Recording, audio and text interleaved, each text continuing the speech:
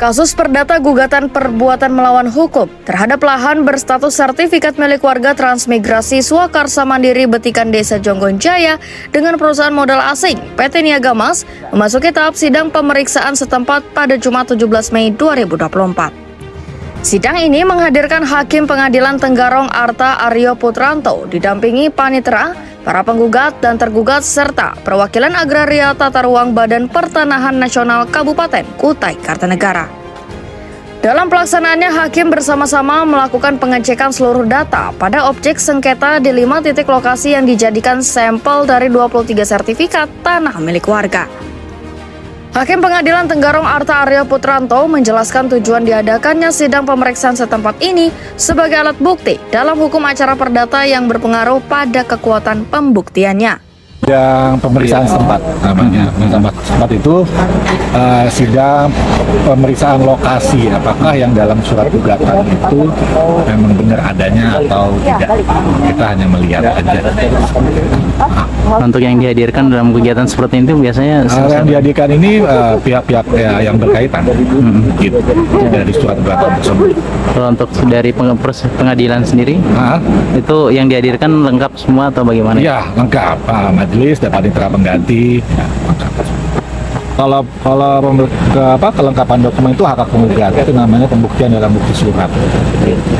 Dipersilakan saja untuk mengajukan bukti surat 1 atau seberapa banyak, 10, 100. Kami tidak pernah menyuruh, itu hak penggugat. Mau tidak mengajukan bukti itu tidak apa-apa, kami sifatnya pasif.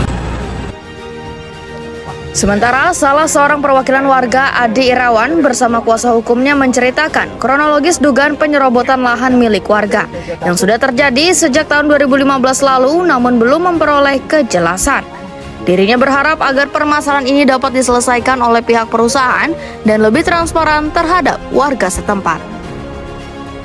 Bahwa lahan itu di luar HGU-nya PT Niaga Mas Gemilang, jauh sekali di luar, karena SHM kan tidak bisa tumbang tindih. Yang ketiga, bahwa harapan dari masyarakat milik tanah itu simpel, sederhana.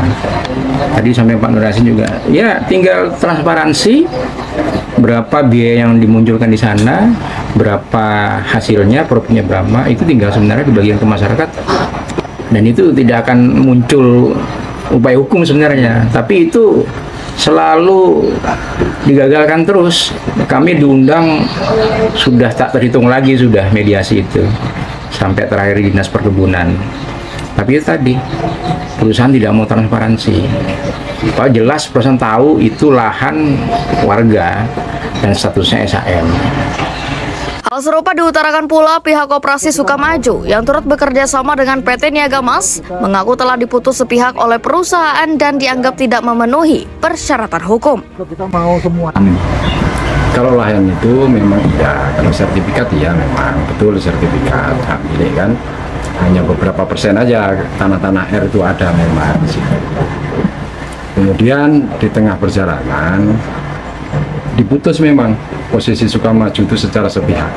Padahal di dalam perjanjian itu semestinya nggak boleh memutus secara sepihak, tapi itu dilakukan oleh pihak perusahaan.